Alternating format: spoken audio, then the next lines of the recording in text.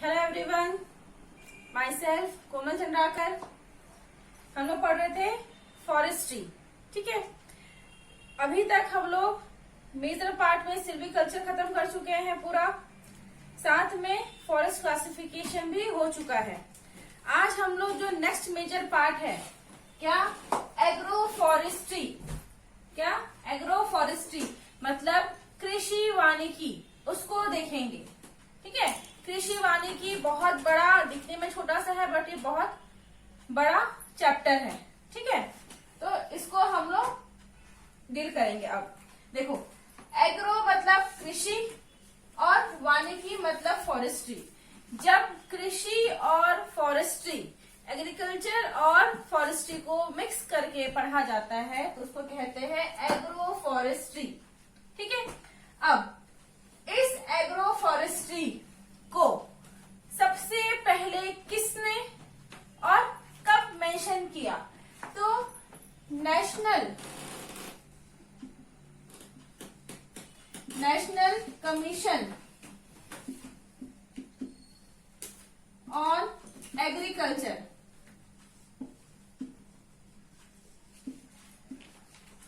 National commission on agriculture ने सबसे पहले एग्रो फॉरेस्ट्री को अपनाने का सिफारिश किया। कब? तो 7th, बहुत इंपॉर्टेंट क्वेश्चन। ठीक है, कब? 7th प्लानिंग, जो 7th प्लानिंग ईयर था। ठीक है, 5 ईयर प्लान्स में जो 7th प्लानिंग ईयर था, ठीक है, 7वां था जो 5 ईयर प्लान में, जो 7वां 5 ईयर प्लान था उसमें, ठीक है, 7th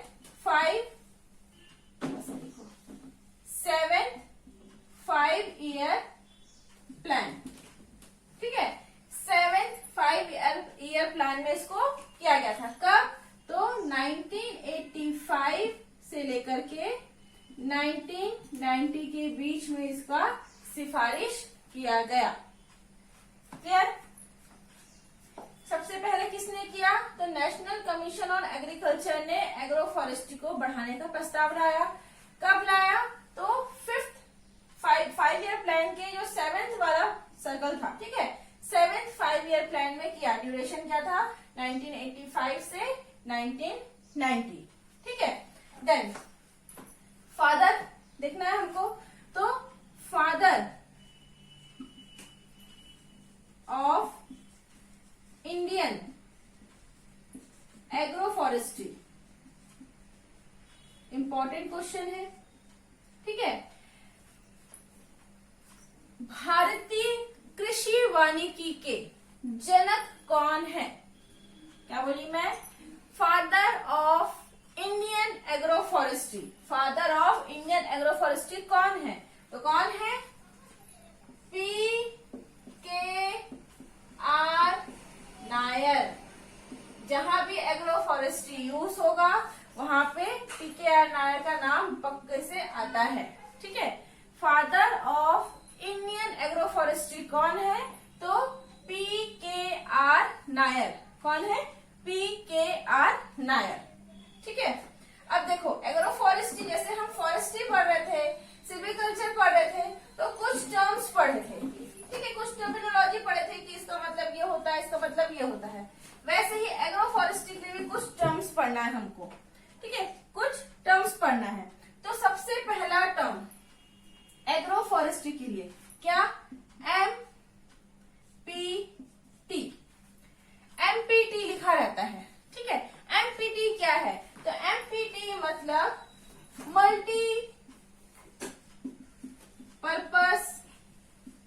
मल्टीपर्पस ट्रीज।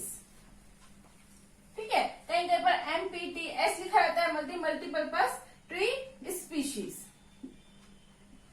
मल्टीपर्पस बहुउद्देशीय वृक्ष।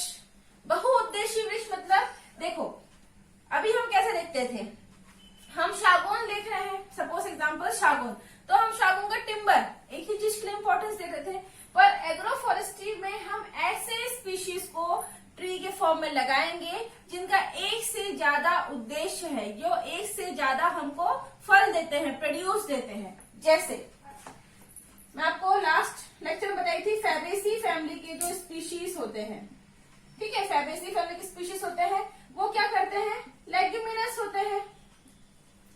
लेग्यूमिनस होते हैं मतलब एटमॉस्फेयर से नाइट्रोजन को फिक्स करते हैं, एटमॉस्फेयर से नाइट्रोजन को जमीन में फिक्स करते हैं, पहला इंपॉर्टेंस। दूसरा इंपॉर्टेंस, इनकी जो लकड़ियां होती है वो फ्यूल वुड के लिए यूज होती है, साथ में टिम्बर्स के लिए भी यूज होती है, ठीक है, सस्ते लकड़ियां, सस्ते फर्नीचर्स बनाने तो टिम्बर्स के लिए यूज होती है, ये उसका दूसरा यूज हो गया। देन तीसरा यूज हो गया, इससे हमको फ्रूट्स भी मिलता है, चना मिलता है, जो प्रोटीन वाले क्या बोलते हैं फसल है वो मिलते हैं, जैसे पल्सेस, ठीक है, ये सब फैबेसी फैमिली में मिलते हैं। तो मतलब ये क्या होता है हमारे लिए फॉडर, फॉडर मतलब चारा, ठीक है, चारा भी देते हैं। इसके अलावा हमको फ्रूट्स भी देते हैं, और इन्वायरमेंट को तो बैलेंस करते ही हैं। मतलब एक से ज्यादा उद्देश्य है इसके, एक से ज्यादा हमको प्रोड्यूस दे रहे हैं, ऐसे ट्रीज को हम मल्टीपर्पज ट्री स्पीशीज कहते हैं। जैसे पाइन भी मल्टीपर्पज ट्री स्पीशीज है, ठीक है, उससे हमको लकड़ियां मिलती है, उससे हमको रेसिन मिलता है, उससे हमारा जो जहां भी हम लगाते हैं वो बहुत खूबसूरत पार्क वगैरह में इसको लगाया जाता है, ठीक है। तो ऐसे स्पीशीज को हम मल्टीपर्पज ट्री स्पीशीज कहते हैं, जिसका एक से ज्यादा हमको प्रोड्यूस मिलता है। तो एग्रो फॉरेस्ट्री में हम कैसे ट्रीज को इंट्रोड्यूस करेंगे एग्रीकल्चर लैंड में, हमारी जो खेत है, जो कृषि भूमि है, उसमें हम ऐसे ट्रीज को इंट्रोड्यूस करेंगे कृषि के में, जिसका एक से ज्यादा क्या मिल रहा है हमको, प्रोडक्ट्स मिल रहे हैं, ठीक है, उनको कहेंगे हम एमपीटीज। देन नेक्स्ट दूसरा एग्रो फॉरेस्ट्री में यूज होने वाला वर्ड है वो है देखो, अभी मैं आपको एग्रो फॉरेस्ट्री के क्लासिफिकेशन भी बताऊंगी, ठीक है, क्लासिफिकेशन भी बताऊंगी। तो क्लासिफिकेशन में वर्ड्स आएंगे कंपोनेंट्स के हिसाब से। तो अगर पास्चर लिखा हुआ है, पास्चर लिखा हुआ है, इसका मतलब होता है ग्रेजिंग, ठीक है, पास्चर मतलब होता है ग्रेजिंग, चराने के लिए। अगर हमारा मेन उद्देश्य क्या है, हमको पशु जो हम घर में पालते हैं उनको चराने के लिए हम पौधा उपलब्ध करा रहे हैं, तो वो किस में आएगा, पास्चर लैंड में आएगा, ग्रेजिंग के लिए, ठीक है। दूसरा वर्ड यूज होता है सिल्विक्स या सिल्वी। तो इस पे हम पहले बता दिए कि ट्री यूज होता है, इसका मतलब होता है ट्री, ठीक है। एग्रो में क्या आएगा, एग्रीकल्चर क्रॉप्स, जितने भी एग्रीकल्चरल क्रॉप्स होते हैं, ठीक है। देन इसके अलावा आएगा हॉर्टी मतलब फलदार, फ्रूट्स वाले जो प्लांट होते हैं, फलदार वृक्ष को हम इसमें लगाएंगे। अब देखो वर्ड्स क्या क्या बनेंगे, एक बनेगा सिल्वी एग्रीकल्चरल, मतलब हम किस किस का जोड़ बना रहे हैं अभी, ट्री का और कृषि का, ठीक है। मेन सिल्वी में कौन सा, टिम्बर वाले, ठीक है। तो ट्री और एग्रीकल्चर का यूज कर रहे हैं, मिक्स कर रहे हैं। वही हो जाएगा अगर सिल्वी पास्चरल कहीं पर लिखा हुआ है सिल्वी पास्चरल, ठीक है, मतलब हम क्या कर ले रहे हैं, टिम्बर वाले स्पीशीज भी ले रहे हैं और साथ में फॉडर वाले स्पीशीज को भी ले रहे हैं। जिसका नाम पहले लिखा है वो हमारा मुख्य फसल है, मेन क्रॉप है, ठीक है, मेन क्रॉप होगा। और जिसका नाम बाद में लिखा है वो हमारा सेकेंडरी क्रॉप है। क्या है, सेकेंडरी क्रॉप, द्वितीय फसल, ठीक है। इसकी प्राथमिकता पहले नहीं होगी, पहली प्राथमिकता हमारे मेन क्रॉप की होगी। जैसे इसमें सिल्वी एग्रीकल्चर लिखा लिखा हुआ है, मतलब हमारा मेन क्रॉप क्या होगा, ट्री होगा। और एग्रीकल्चर लिखा है तो ये हमारा कृषि जो होगा हमारा सेकेंड प्रायोरिटी वाला होगा। अगर हमारा मेन उद्देश्य कृषि है और सेकेंड उद्देश्य हमारा ट्री है तो क्या लिखेंगे हम, agri silvicultural, agri silvicultural. ठीक है, मतलब उसका जो फर्स्ट पार्ट है वो एग्री है और कृषि है, और सेकेंड पार्ट जो है वो हमारा वन है। ठीक है, फॉरेस्ट है। वैसे ही एग्री हॉर्टिकल्चर या हॉर्टी एग्रीकल्चर आ जाएगा। हॉर्टी मतलब फ्रूट्स, एग्रीकल्चर के साथ अगर हम फ्रूट्स देने वाले ट्री को लगा रहे हैं तो वो होगा एग्री हॉर्टिकल्चर। ठीक है, तो ये कुछ टर्म्स है। इसके अलावा और भी टर्म्स है, उसको हम जैसे जैसे आगे पढ़ते जाएंगे उसको हम याद करते हुए समझते हुए चलेंगे। अब देखो एग्रो फॉरेस्ट्री, एग्रो फॉरेस्ट्री जो नॉर्मल हम कृषि करते हैं, नॉर्मली जो किसान कृषि करता है वो एग्रो फॉरेस्ट्री अगर करना चाहते हैं तो उसके लिए एक टेक्नोलॉजी, एक साइंटिफिक सोचना मतलब सोच होनी चाहिए। हमको उसके बेनिफिट्स और उसके ड्रॉबैक्स मतलब उसके लाभ और हानि दोनों के बारे में जानना चाहिए। देखो एग्रो फॉरेस्ट्री में जो भी ट्री को हम इंट्रोड्यूस कर रहे हैं, जो भी ट्री को इंट्रोड्यूस कर रहे हैं उसके कुछ कैरेक्टर्स होते हैं, कुछ टिपिकल। किसी भी पेड़ को, किसी भी फल को, हम फल वाले पेड़ को हम एग्रो फॉरेस्ट्री सिस्टम में नहीं लगा सकते, उसके कुछ कैरेक्टर्स होते हैं। ठीक है, तो एग्रो फॉरेस्ट्री ट्रीज के लिए क्या करेंगे, कुछ कैरेक्टर्स है। जैसे पहला, जमीन से स्टार्ट करते हैं। ठीक है, पहला जमीन के अंदर क्या होता है, रूट। तो इसका रूट जो होगा वो टैप रूट सिस्टम होना चाहिए, टैप रूट सिस्टम। दो टाइप के रूट सिस्टम होते हैं, आप लोग बायोलॉजी में पढ़े होंगे। दो टाइप के रूट सिस्टम होते हैं, टैप रूट सिस्टम और adventitious root system. Tap root system जो होता है वो एक मेन रूट होता है, उसके साइड साइड से सेकेंडरी रूट्स आते हैं। ठीक है, लेकिन एडवेंटिशियस रूट सिस्टम में क्या होगा, पूरे बुशेस रहेंगे, मतलब उसमें कौन सा मेन रूट है ये नहीं पता, ये फैले हुए रहते हैं। क्लियर? तो हमको कैसे पौधे लगाने हैं क्रॉप के साथ में, जिनका रूट टैप रूट हो। क्यों लगाने हैं, अगर हम ऐसे वाले पौधे लगा दें, जिनका जड़ ऐसा है तो क्या होगा, यहाँ पे हमने कृषि के पेड़ लगा दिए हैं, कृषि के क्रॉप्स लगा लिए हैं, तो उनके साथ में इनका कंपटीशन होगा। पानी के लिए ये भी लड़ाई करेंगे, ये भी लड़ाई करेंगे, और दोनों ही एक दूसरे को नुकसान पहुंचाएंगे। कंपटीशन का असर क्या होता है, नुकसान में होता है। ठीक है, लेकिन अगर वही टैप रूट सिस्टम वाला है तो अगर ये इसका जड़ नीचे जा रहा है और हमने यहाँ पे क्रॉप लगा दिए हैं तो ये तो अपना जो भी पानी या मिनरल्स लेगा वो कहाँ से लेगा, नीचे से लेगा, ऊपर से उसको फर्क नहीं पड़ेगा। ठीक है, तो इसलिए हम कैसे रूट को अपना एलिजिबल करेंगे वहां पे, टैप रूट सिस्टम वालों को। ठीक है, दूसरा इनके जो रूट्स होते हैं वो डीप रूटेड होना चाहिए। डीप रूटेड मतलब बहुत गहराई में जाने वाला रूट होना चाहिए। सरफेस में रहने वाला, ऊपरी सतह में रहने वाला जड़ नहीं चाहिए हमको। कैसा चाहिए, बहुत जमीन के अंदर जाने वाले रूट को हम प्रिफर करते हैं। देन तीसरा, हम लेग्यूमिनस रूट्स वाले ट्रीज को हम प्रीफर करते हैं। क्यों करते हैं, लेग्यूमिनस का पता चल गया है, नाइट्रोजन फिक्सिंग के लिए। ठीक है, देन इसकी जो स्टेम होता है, स्टेम वो स्ट्रेट होना चाहिए, स्ट्रेट होना चाहिए, सीधा होना चाहिए। अगर नीचे से ही बुश झाड़ी बना देगा तो क्या होगा, बहुत ज्यादा छाया दे देगा। छाया देगा तो आसपास में लगने वाले जो कृषि के जो फसल है उनको नुकसान पहुंचेगा, वो अपना ग्रोथ अच्छे से नहीं कर पाएंगे, हमारा कृषि का फसल कम हो जाएगा। ठीक है, तो हमको कैसे चाहिए, जो स्ट्रेट जाता हो, बहुत जल्दी जाता हो। ठीक है, और कैसा होना चाहिए, फास्ट ग्रोइंग, फास्ट ग्रोइंग, बहुत जल्दी जल्दी बढ़ने वाला, बहुत जल्दी ग्रो होने वाले पौधे को हमको लगाना चाहिए। ऐसे ट्री को हमको चूज करना चाहिए जिसके लीफ, पत्ते जो होंगे वो छोटे छोटे होने चाहिए। इनका जो लीफ है अगर बहुत बड़ा रहेगा तो भी वो छाया देगा, अगर छोटे छोटे रहेंगे तो उनसे छन छन के लाइट्स नीचे आ सकती है। ठीक है, छोटे छोटे पत्ते होने चाहिए। इसका बहुत ज्यादा जो पत्ता है वो झड़ना नहीं चाहिए, या झड़ भी रहा है तो ऐसी सीजन में झड़ना चाहिए जब एग्रीकल्चर क्रॉप को नुकसान ना पहुंचे।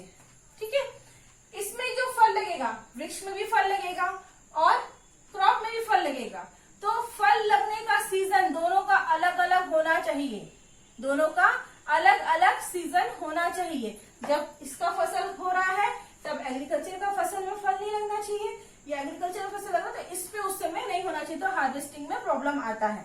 ठीक है, तो ये कुछ कैरेक्टर्स है एग्रो फॉरेस्ट्री ट्री के। ऐसे कैरेक्टर्स अगर होंगे तो ऐसे ही ट्री को हम इंट्रोड्यूस करेंगे हमारे कृषि के भूमि में। ठीक है, देन नेक्स्ट ठीक है, हम जो भी ट्री को इंट्रोड्यूस कर रहे हैं उसके बारे में कुछ चीज जानते हैं। देखो, पहला तो कंपटीशन को हमको सबसे कम करना है, कंपटीशन को हमको सबसे कम करना है। किस किस के पीछे कंपटीशन? हमारे एग्रीकल्चरल क्रॉप्स और ट्री वाले जो क्रॉप्स है इनके बीच का। तो कैसे करेंगे? ठीक है, कैसे करेंगे, कहाँ कहाँ कंपटीशन होगा? पहला तो स्पेस के लिए होगा, फिर मिनरल्स के लिए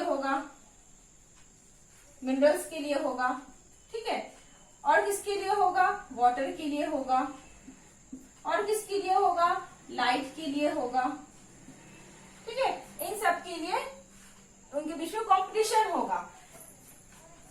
ये जो है स्पेस जो है जमीन के लिए भी हो सकता है और हवा के भी, मतलब कि अंडरग्राउंड, जमीन के अंदर, और जमीन के ऊपर, अबव ग्राउंड, दोनों कंडीशन में ये कंपटीशन होगा। ठीक है, मिनरल का कंपटीशन कहाँ होगा? सिर्फ अंडरग्राउंड, सिर्फ कहाँ होगा? अंडरग्राउंड। वाटर का कंपटीशन कहाँ होगा? सिर्फ अंडरग्राउंड। और लाइट का कंपटीशन भी कहाँ होगा? Above ground. ठीक है, लाइट का कंपटीशन कहाँ होगा? Above ground. अब देखो, अगर हमको वाटर का, स्पेस और मिनरल कंपटीशन को कम करना है तो पहला तरीका क्या है? हम रूट कैसे वाला लेंगे? टैप वाला लेंगे, टैप रूट लेंगे। और अब हम रूट की प्रूनिंग करेंगे समय समय पे।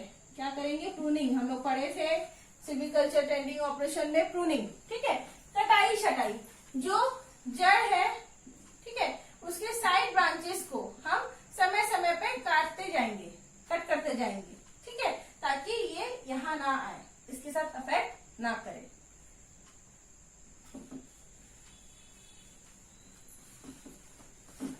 अब पढ़ते हैं, ये तो हो कुछ बेसिक जानकारी। ठीक है, किसका? एग्रो फॉरेस्ट्री का। देखो, हम जब नॉर्मल कृषि करते हैं तो हमको एक ही फसल मिलती है, एक बार में एक ही फसल मिलती है। लेकिन अगर हम कृषि वानिकी कर रहे हैं तो हमको एक से ज्यादा फसल मिलेगी एक समय पे। ठीक है, एक समय पे।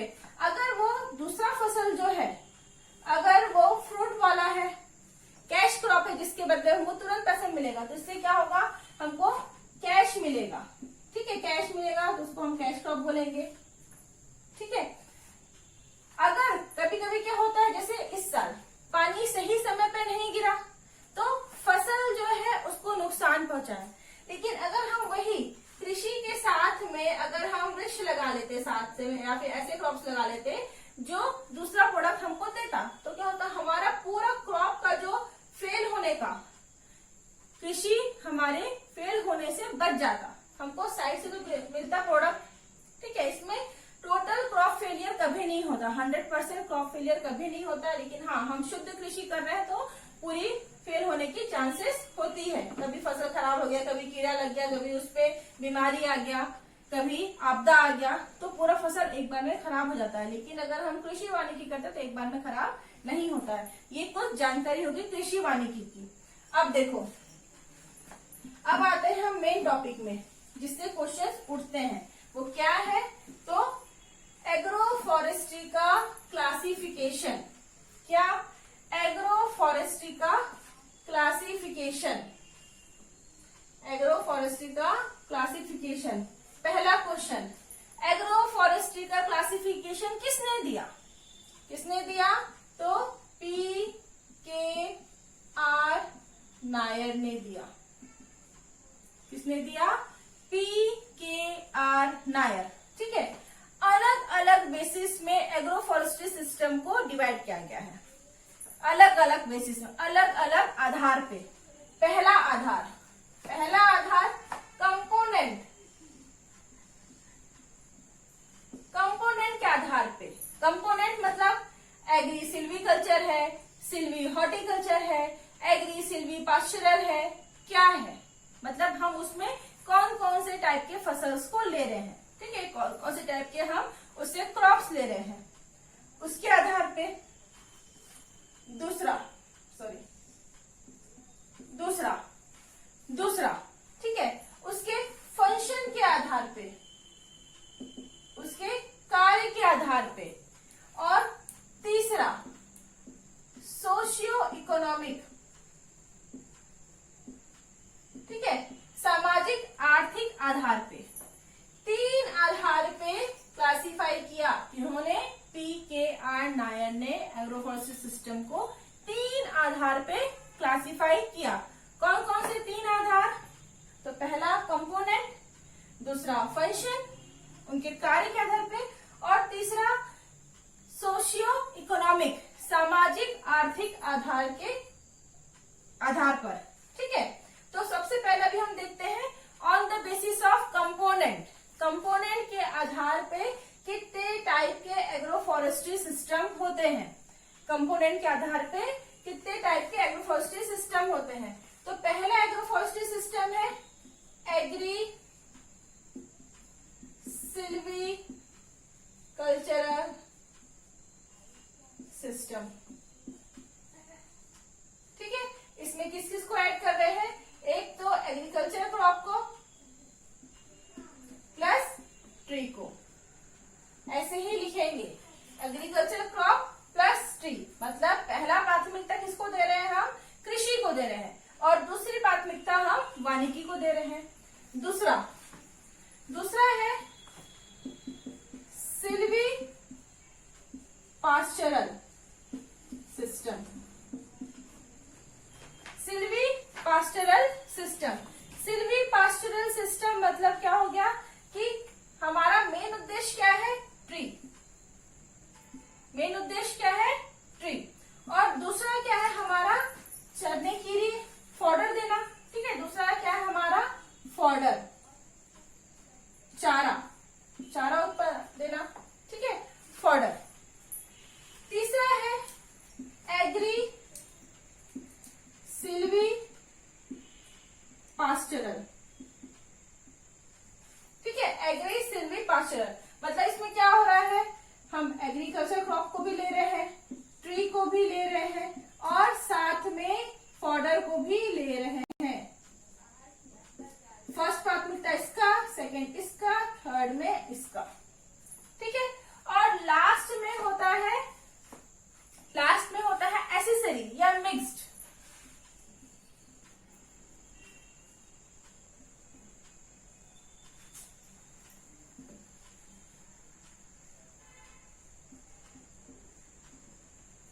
एसेसरी या मिक्स्ड।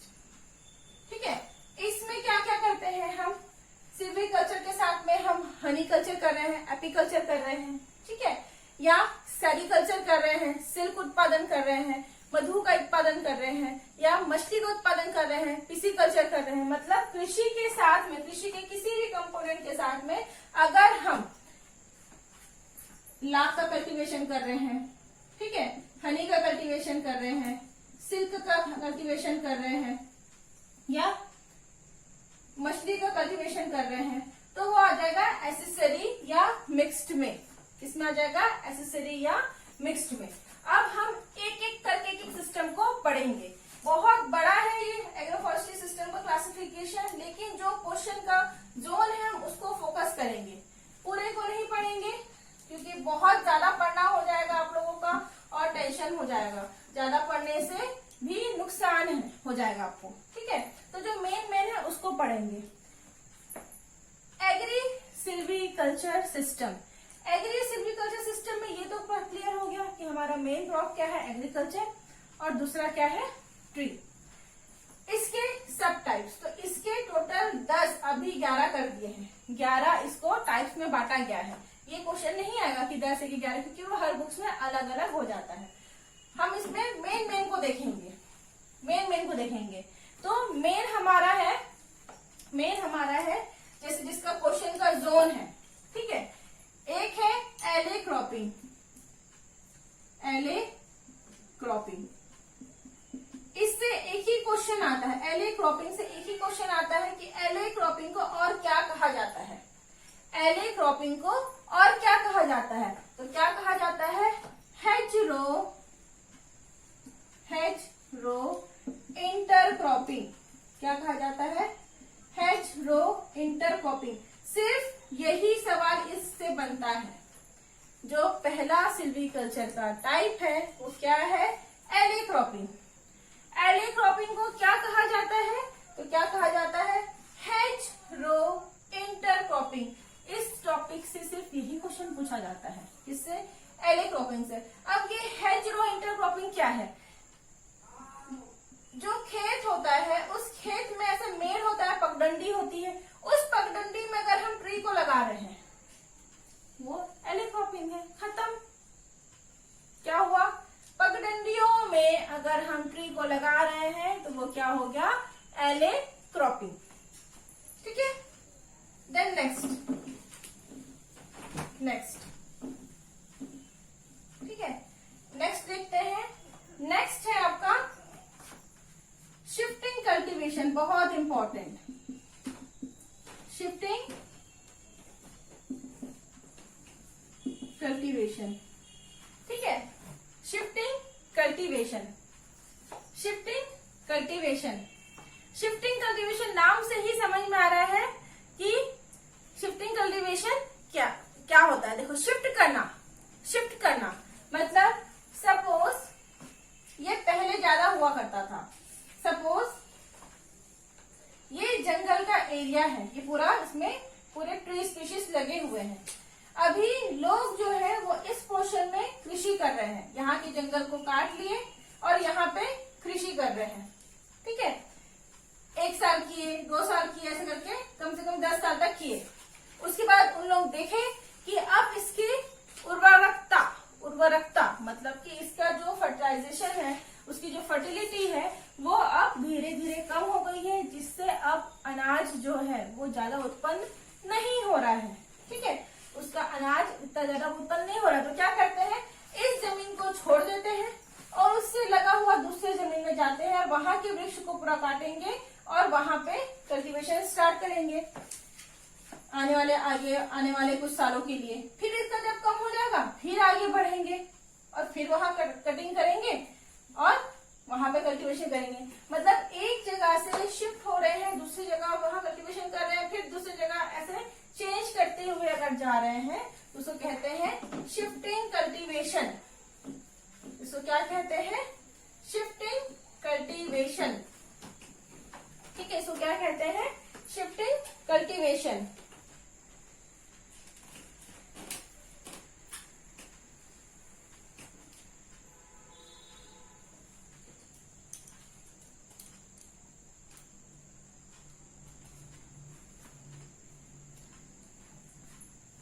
शिफ्टिंग कल्टीवेशन से सबसे ज्यादा लॉसेस होता था, सबसे ज्यादा लॉस फॉरेस्ट्री का होता था। ठीक है, शिफ्ट कर रहे हैं हम। इसी का ये सेकंड सब टाइप हो गया इसका। इसी का थोड़ा मॉडिफाइड रूप है टोंगिया। बहुत इंपॉर्टेंट क्वेश्चन, टोंगिया सिस्टम। क्या, टोंगिया सिस्टम, टोंगिया सिस्टम। ठीक है, टोंगिया सिस्टम को ही हम बोल सकते हैं कि मॉडिफाइड शिफ्टिंग कल्टीवेशन है। शिफ्टिंग को हम झूम खेती भी कहते हैं, झूम। ठीक है, शिफ्टिंग को हम झूम कल्टीवेशन भी कहते हैं। क्या, झूम कल्टीवेशन। अब टोंगिया सिस्टम क्या है, ये भी एक तरीके से शिफ्टिंग कल्टीवेशन है, बट टोंगिया का अलग अलग नाम है। क्या क्या है, यही इंपॉर्टेंट है, यही पूछा जाता है। ठीक है, कि शिफ्टिंग कल्टीवेशन को क्या कहते हैं, एले क्रॉपिंग को क्या कहते हैं, टोंगिया सिस्टम को क्या कहते हैं। तो टोंगिया को कुमारी कहते हैं,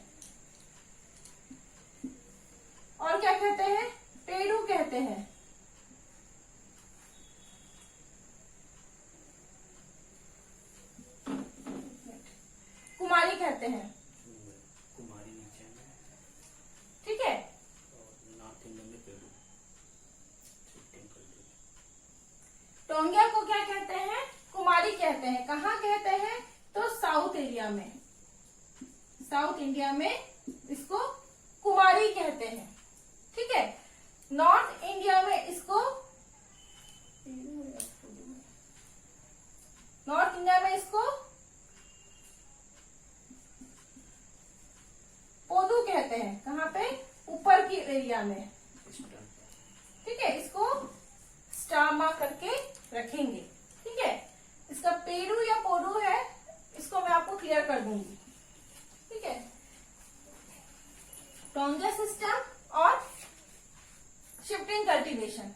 ठीक है, अब ये टोंगिया के टाइप्स होते हैं। टोंगिया के टाइप्स होते हैं क्या क्या? डिपार्टमेंटल टोंगिया, लीज्ड टोंगिया या विलेज टोंगिया। कौन कौन से इससे क्वेश्चंस नहीं आएंगे, फिर भी एक बार देख लेते हैं। डिपार्टमेंटल टोंगिया, लीज्ड टोंगिया और विलेज टोंगिया। क्या होता है इसमें? डिपार्टमेंट, कौन सा department? Forest department. Forest department लोगों को कुछ हिस्सा देता है जमीन का, बोलता है कि आप इसको 10 तक या 20 साल तक इसको रखो, इसकी देखरेख करो, इस पे आप क्रॉप लगाओ, साथ में ट्री भी लगाओ। ठीक है, दूसरा होता है, इसमें दूसरा टाइप होता है कि डिपार्टमेंट उसको जमीन दे रहा है बट लीज पे दे रहा है। लीज मतलब किराए पे, उधारी पे दे रहा है कि आप हर साल हमको इतना पैसा दोगे, बदले में ये जमीन को कल्टीवेशन करोगे। ठीक है, तीसरा होता है विलेज विलेज टोंगिया, जिसमें विलेजर्स को, आसपास के गांव वाले को कुछ हिस्सा दे देते हैं, बोलते हैं आप इसको कल्टीवेशन करो, फॉरेस्ट को भी बचाओ और साथ में अपना उपयोग के लिए भी इसको रखो। ठीक है, ये बोला जाता है।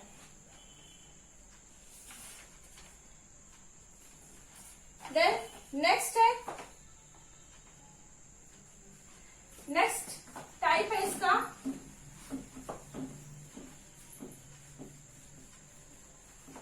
नेक्स्ट टाइप है फोर्थ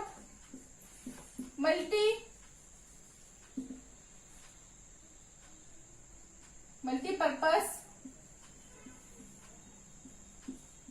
ट्री स्पीशीज। ठीक है, पहले ही बता दी मल्टीपर्पज ट्री स्पीशीज क्या होता है? बहुउद्देशीय वृक्ष, जिसका एक से ज्यादा उद्देश्य हो, ऐसे वृक्षों को कहते हैं बहुउद्देशीय वृक्ष, जो एक से ज्यादा प्रोडक्ट देते हैं। फूड दे रहे हैं, टिम्बर दे रहे हैं, मिनरल्स दे रहे हैं, उसको फाइबर्स दे रहे हैं, फ्रूटिंग दे रहे हैं।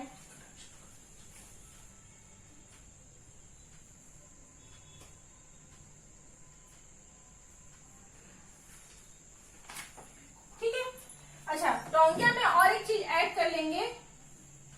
टोंगिया में जो टोंगिया देखे थे, टोंगिया में एक चीज याद करेंगे कि जो पोडू नाम है, ठीक है, वो ओडिशा में बोला जाता है। साथ में और कहाँ बोला जाता है? तो आंध्र प्रदेश में। कहाँ बोला जाता है? आंध्र प्रदेश में। ये जो टोंगिया है, टोंगिया कौन से लैंग्वेज से लिया गया वर्ड है? ठीक है, कौन से लैंग्वेज से लिया गया वर्ड है? तो बर्मीज लैंग्वेज से लिया गया वर्ड है। ठीक है,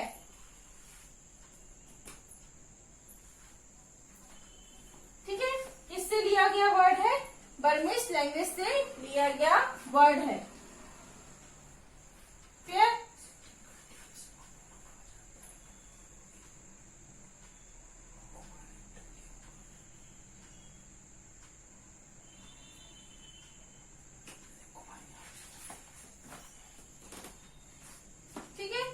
टोंगिया कौन से लैंग्वेज से लिया गया है? बर्मीज लैंग्वेज से लिया गया वर्ड है टोंगिया। पहला इंपॉर्टेंट क्वेश्चन, इसमें करेक्शन कर लेंगे। पोडू जो है वो टोंगिया को नहीं कहते, टोंगिया को सिर्फ कुमारी कहते हैं। कुमारी। पोडू जो है वो शिफ्टिंग कल्टीवेशन को कहते हैं। शिफ्टिंग कल्टीवेशन को कहते हैं। शिफ्टिंग कल्टीवेशन को कहते हैं। कहाँ पर कहते हैं? तो ओडिशा में और आंध्र प्रदेश में। ठीक है, ओडिशा में और आंध्र प्रदेश में शिफ्टिंग कल्टीवेशन को पोडू कहते हैं। और इसी शिफ्टिंग कल्टीवेशन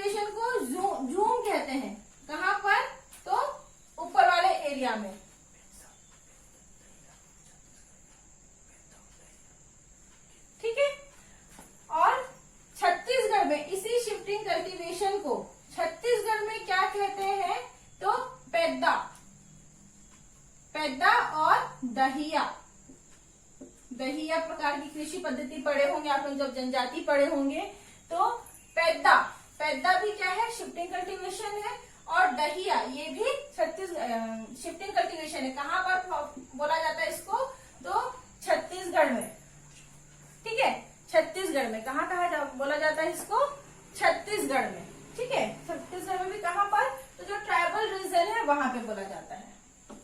देन टोंगे के बारे में एक और चीज देख लेते हैं, छूट गया था। ये तो हो गया कुमारी, कुमारी कहते हैं, बर्मिश लैंग्वेज से है, बर्मिश लैंग्वेज से लिया गया है, ठीक है।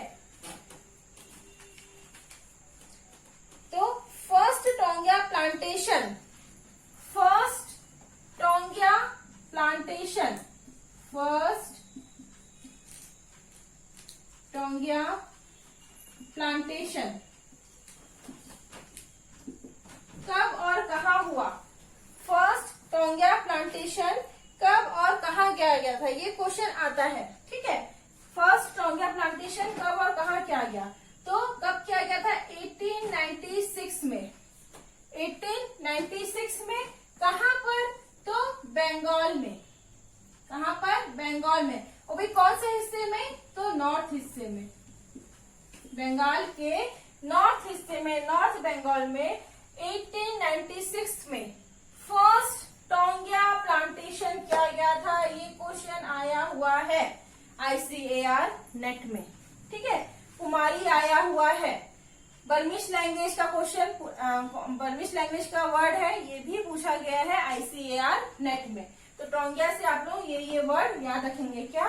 कुमारी बर्मिश लैंग्वेज का वर्ड है। देन फर्स्ट टोंगिया प्लांटेशन कब किया गया? 1896 में। कहाँ पर किया गया था? तो बंगाल में, ठीक है। बंगाल के कौन से हिस्से में? नॉर्थ बंगाल में, ठीक है, नॉर्थ बंगाल में किया गया था। देन नेक्स्ट है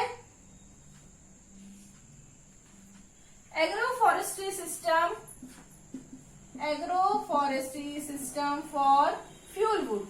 नाम से समझ में आ रहा है कि इसका मेन उद्देश्य क्या है? हमको एग्रो फॉरेस्ट्री में मतलब एग्रीकल्चर क्रॉप फील्ड में फॉरेस्ट्री के ट्री लगाना है, लेकिन हमारा पर्पस क्या है? हमको ईंधन वाली लकड़ियां हमको चाहिए। हमको क्या चाहिए? ईंधन वाली लकड़ियां चाहिए। वैसे agro forestry system for fruits, तो हमारा मेन उद्देश्य क्या है? हमको फ्रूट चाहिए, है ना। एग्रीकल्चर के साथ में हमको फ्रूट चाहिए। देन इसके बाद बहुत इंपॉर्टेंट टाइप है, उसको कहते हैं शेल्टर बेल्ट। ये एग्री सिल्वीकल्चर सिस्टम का ही टाइप है। क्या? Shelter belt, shelter belt. देखो शेल्टर बेल्ट जो होता है, इससे 3 क्वेश्चंस आते हैं हमेशा, 3 क्वेश्चन से रिपीट होते हैं। पहला, ये जो शेल्टर बेल्ट है, शेल्टर मतलब आश्रय, ठीक है, आश्रय या उनका रहने का ऊपर का छत। हमको जहां पर बहुत ज्यादा हवा चलता है, बहुत तेज हवा चलता है, ठीक है, और अगर हम वहां पे क्रॉप लगाते तो क्या होता है? क्रॉप सो जाता है इस तरीके से। उसको रोकने की क्या करते हैं? हम ट्री को लगा देते हैं। कैसे ट्री? कि उसका मल्टी स्टोरी होता है। मल्टी स्टोरी मतलब एक से ज्यादा टायर वाले, जैसे मैं बताई थी फ्लैट्स में first layer, second layer, third layer, ऐसे स्पीशीज को हम लगा देते हैं। अब क्वेश्चन क्या आता है? पहला क्वेश्चन तो ये आता है, शेल्टर बेल्ट में हम एक ही ट्री को लगाते हैं कि मिक्स ट्री को लगाते हैं? अलग अलग वैरायटी के, तो अलग अलग वैरायटी के लगाते हैं। दूसरा क्वेश्चन जो हर 2 या 3 साल में रिपीट होता है, क्या? शेल्टर बेल्ट का, एक टिपिकल शेल्टर बेल्ट का, टिपिकल शेल्टर बेल्ट का शेप क्या होता है? शेप, उसका आकार क्या होता है? ये हर 2 से 3 साल में ICAR नेट में ये क्वेश्चन रिपीट होता है। एक जो टिपिकल शेल्टर बेल्ट है उसका शेप क्या होना चाहिए? तो क्या होना चाहिए? पिरामिडिकल शेप होना चाहिए, या इसी को ही ट्रायंगुलर शेप भी कहते हैं। ट्रायंगुलर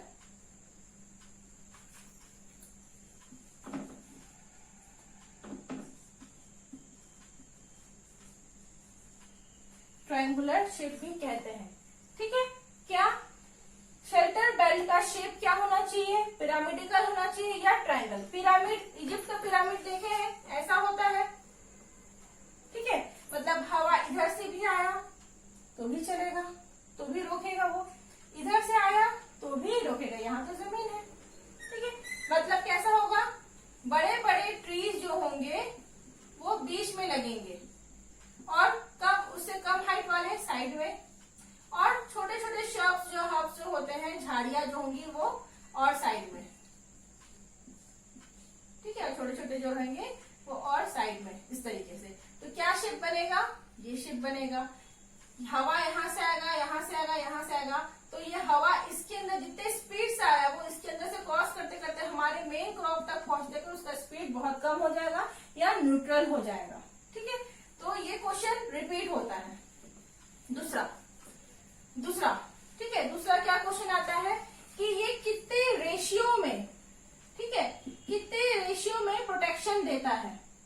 कितने रेशियो में प्रोटेक्शन देता है? सपोज शेल्टर बेल्ट का हाइट अगर 10 मीटर है, ठीक है, 10 मीटर है, तो वो कितने मीटर तक का, सॉरी उसका विड्थ, चौड़ाई अगर 10 मीटर है तो वो कितनी दूरी तक का क्रॉप को बचा सकता है? तो उसका रेशियो होता है 1:10। ठीक है, अगर विड्थ 10 मीटर है तो ये कितना हो जाएगा? 100 मीटर तक के क्रॉप को वो बचा सकता है। ठीक है, ये क्वेश्चन आता है। क्या ये किसकी बेसिस पे है? विड्थ, चौड़ाई, विड्थ के आधार पे, चौड़ाई के आधार पे। ठीक है, ये बहुत इंपॉर्टेंट क्वेश्चन है। इसका रेशियो क्या है? विड्थ के आधार पे, ठीक है, चौड़ाई के आधार पे कितना होता है? तो 1:10 होता है। ठीक है, लेकिन अगर यही चीज को हम हाइट के आधार पे देखें, ठीक है, हाइट के आधार पे देखें, ये चौड़ाई के आधार पे था, यही चीज अगर रेशियो को हम हाइट के आधार पे देखें तो ये हो जाएगा 1:25। हाइट के आधार पे कितना हो जाएगा? 1:25। ठीक है, 1:25। क्लियर? इतना चीज होता है शेल्टर बेल्ट में, इतना ही आपको पढ़ना है। शेल्टर बेल्ट में हम घने वृक्षों को लगाते हैं जिनका क्राउन अच्छा चौड़ा सा हो, ताकि हवा को ज्यादा से ज्यादा रोक सके। शेल्टर बेल्ट से अभी तक जितने भी एग्जाम हुए हैं उनमें इन्हीं 3-4 टॉपिक से ही क्वेश्चन उठता है। थ्योरी एग्जाम तो लिखना नहीं है, और हमको बेसिक ही पढ़ना, बहुत डिटेल में नहीं पढ़ना है। तो इतना याद रखेंगे, शेल्टर बेल्ट कहाँ पे लगाया जाता है? तो जहाँ पे विंड की इंटेंसिटी बहुत ज्यादा होती है, जहां विंड डायरेक्ट क्रॉप पे अटैक करता है। ठीक है, जहां विंड डायरेक्ट क्रॉप पे अटैक करता है। ठीक है, देन दूसरा क्वेश्चन क्या कि उसका रेशियो क्या है? विड्थ के आधार पे 1:10, हाइट के आधार पे 1:25। उसका शेप क्या होता है? तो शेप क्या होता है उसका? टिपिकल पिरामिडिकल या टिपिकल ट्रायंगुलर। ठीक है, इसी से लगा हुआ होता है, इसी के समान ही काम करने वाला होता है विंड ब्रेक। ठीक है, नाम से ही लग रहा है, हवा को रोकने के लिए जो प्लांटेशन किया जाता है उसको कहते हैं विंड ब्रेक। जिस डायरेक्शन से हवा आता है उसके ऑपोजिट हम ट्री को लगा देते हैं। इस पे ऐसा नहीं है कि हमको एक शेप होना चाहिए, ठीक है, उसके ऑपोजिट में हम ट्री को लगा देते हैं, वही कहलाता है विंड ब्रेक। विंड ब्रेक में ऐसे ट्रीज को लगाया जाता है जिसकी टेक्सटाइल प्रॉपर्टी बहुत हो, मतलब वो बेंड भी हो जाए तो वो टूटे ना, बहुत ज्यादा उसकी फ्लेक्सिबिलिटी हो। जैसे कि यूकेलिप्टस जो है वो बेंड भी हो जाता है पर वो आसानी से टूटता नहीं है। तो ऐसे स्पीशीज को हम वहां इंट्रोड्यूस करते हैं। ठीक है, ये हो गया विंड ब्रेक। अच्छा, एक क्वेश्चन एग्रो फॉरेस्ट्री से ये आता है कि